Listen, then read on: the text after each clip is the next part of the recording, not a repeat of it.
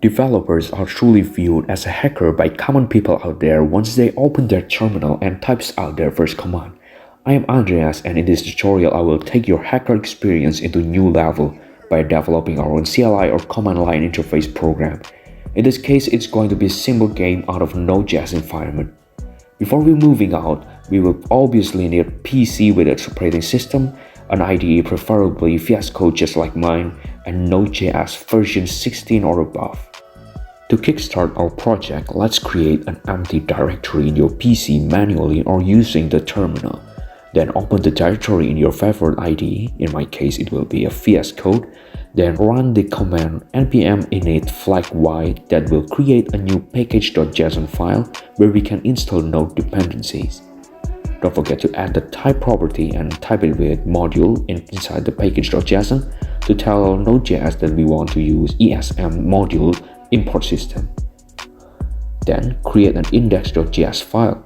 Don't forget to add the shebang tag on the top of index.js to tell the operating system to execute the code with the NodeJS version installed on the user's local system. After that, we will install the chalk and chalk animation package from npm side from the terminal.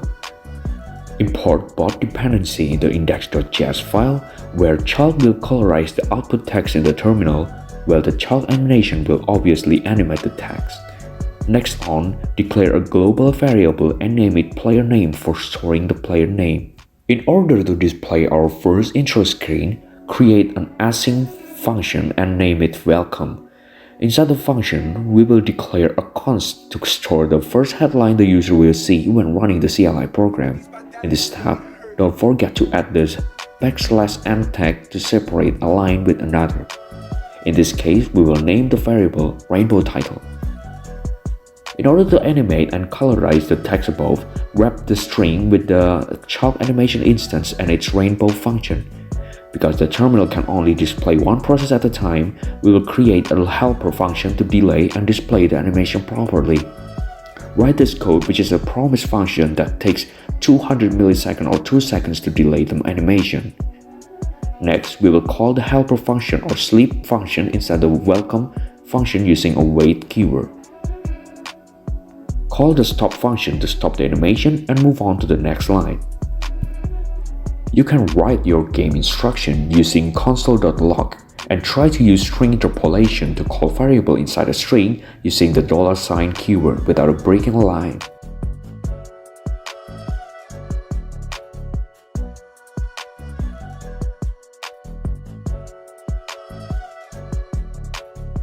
Before we move on, call the initial welcome function using a wait keyword in the bottom area of index.js. This will run the whole code above. Then test the CLI program by running node index.js or simply node dot in the terminal. This command will run the CLI code or will display an error message if there is one in your codebase. Moving on to the more advanced part, install the Inquire package in the terminal and import the dependency on top of index.js. Inquire is a package to receive and controls user input in various forms. Then declare a new async function below welcome and call it askName to basically ask the player's name.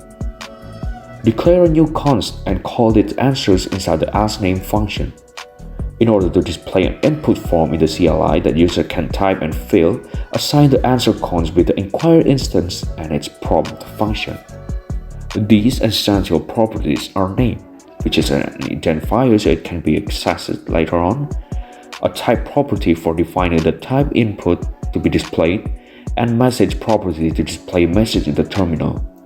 Then the default function to return default value if the user doesn't fill anything. After that, assign the player name to the global player name variable that we previously declared.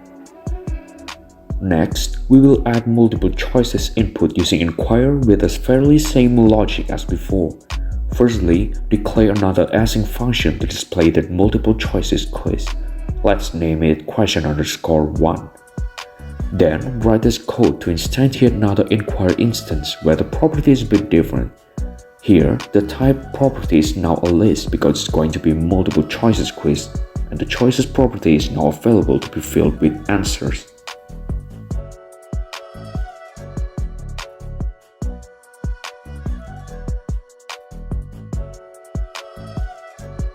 In order to check the user answer, declare another async function and call it handleAnswer with a boolean variable called isCorrect as its parameter. Then, install the spinner package by running npm iSpinner, then import the dependency.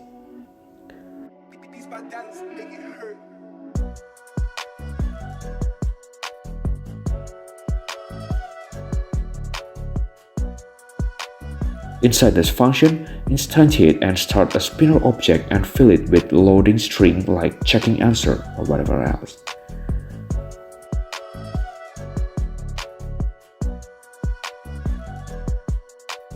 Then call the helper function sleep to display the spinner animation and delay it.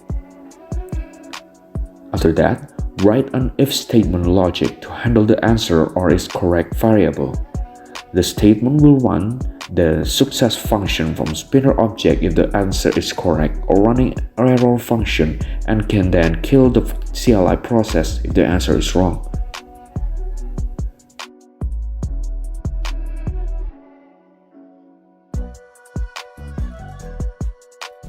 Then call the handleAnswer after the user chooses an answer and pass the equality comparison between the chosen answer and the key answer. The other questions can be implemented in the same logic as above, so we will move to the ending display. If the user wins, declare a normal function and call it winner. Fill the winner count function with console log and to congratulate the player.